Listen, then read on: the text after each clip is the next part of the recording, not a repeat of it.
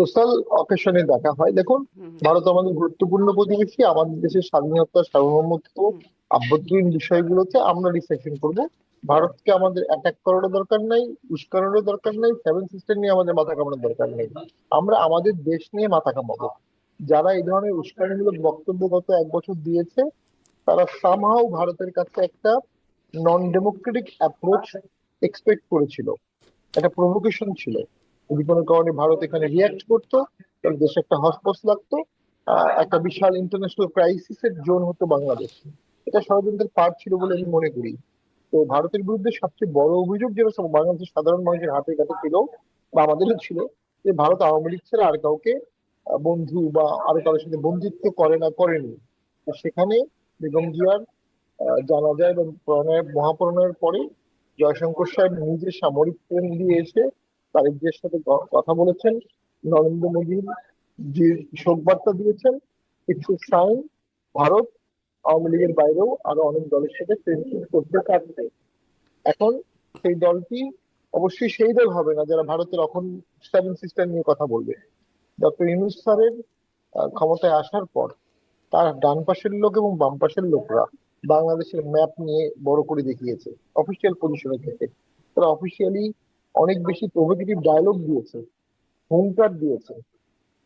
তো স্বাভাবিকভাবেই তাদের সাথে ভারতের শীতলতা হওয়া খুবই স্বাভাবিক। ভারত প্রথম থেকেই বলেছিল তার ইলেকটেড গভর্নমেন্টের সাথে রিলেশন মেনটেন করবে। তো বাংলাদেশের সাথে ভারতের কিছু ট্রেড আছে, এয়ার রুট আছে, ভিসাটা এখন কমে আসছে। তো যখন আস্তে আস্তে ডেমোক্রেটিক গভর্নমেন্ট আসবে, আস্তে আস্তে রিলেশনটা নর্মাল হবে, আস্তে আস্তে ভিসাও আরো বাড়বে। দ্বিপাক্ষিক সম্পর্ক তো দুজনের জন্যই অবশ্যই দরকার। বিশেষ করে বাংলাদেশের বাণিজ্যের জন্য ভারতের সাথে সুসম্পর্ক রাখা বাংলাদেশের স্বার্থে প্রয়োজন। তো এইটাকে ডিএসকেলেশন অফ টেনশন না করে বিগত 1 বছর টেনশনটাকে এসকেলেট করা হয়েছে ফর এ ভেরি নিষ্ঠুর আলটেরিয়র পারপাস। একটা যুদ্ধকে ইনভাইট করা হয়েছিল। একটা যুদ্ধ লেগে যেতে পারতো, মারা যেত কারা? বাংলাদেশের মানুষ। শুধুমাত্র সিটি ব্যাংকে অ্যাকাউন্ট থাকলেই করতে পারবেন গুগল পে। তাই অ্যাকাউন্ট খুলুন আজই।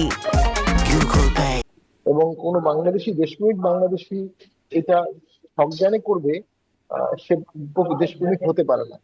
বিগত সময় যারা এটা করেছে তারা দেশপ্রেমিক না, তারা এজেন্ডা নিয়ে কাজ করেছে। তবে আমার মনে হয় তাদের এজেন্ডা হয়তোবা ব্যর্থ হতে যাচ্ছে। ডেমোক্রেটিক বাংলাদেশের মাধ্যমে ট্রানজিশন ঘটবে এবং আওয়ামী লীগের জন্য এটা দরকার। আওয়ামী লীগ যুদ্ধ করে বাংলাদেশে ঢুকবে, সিভিল ওয়ার ঘটিয়ে বাংলাদেশে ঢুকবে, এটা কোনো সলিউশন হতে পারে না। ধাপে ধাপে ডেমোক্রেটিক ভাবে তার মানে কি আওয়ামী লীগ ঢোকারও একটা রাস্তা তৈরি হচ্ছে ভারতের এই মানে এই অ্যাপ্রোচের মধ্য দিয়ে? না, আওয়ামী লীগের অনেকের বিচার হয়েছে, অনেকের বিরুদ্ধে চার্জশিট হয়েছে। বিপুল সংখ্যক শীর্ষ নেতাকর্মী বাংলাদেশে সঠিকভাবে আসতে পারবে না বিচার ছাড়া।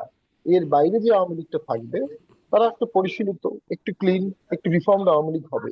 তাদের রাজনৈতিক অধিকার ফিরে আসতেই পারে, ফিরে আসাটাই তো উচিত। আপনি এত বড় একটা সমস্যা নিয়ে দীর্ঘমেয়াদী তো দেশ চলবে না। এই সমস্যাটা সমাধান করতে হবে।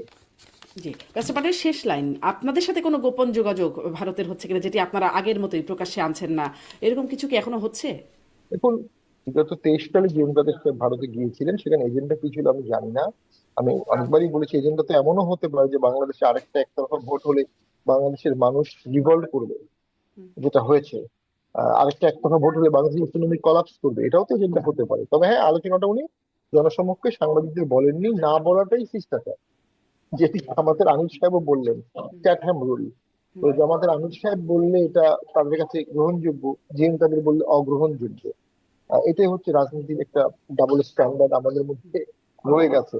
তো আমি মনে করি ভারতের সাথে সুসম্পর্কের গুরুত্ব সকল রাজনৈতিক দলই বুঝবে, যদি সে রাজনৈতিক দল হয়। আর সে যদি টেররিস্ট গ্রুপ হয়, মিলিশিয়া গ্রুপ হয়, তাহলে যুদ্ধ লাগিয়ে, হাঙ্গামা লাগিয়ে সেটা টেরোরিজম ব্যবসা করতে পারে।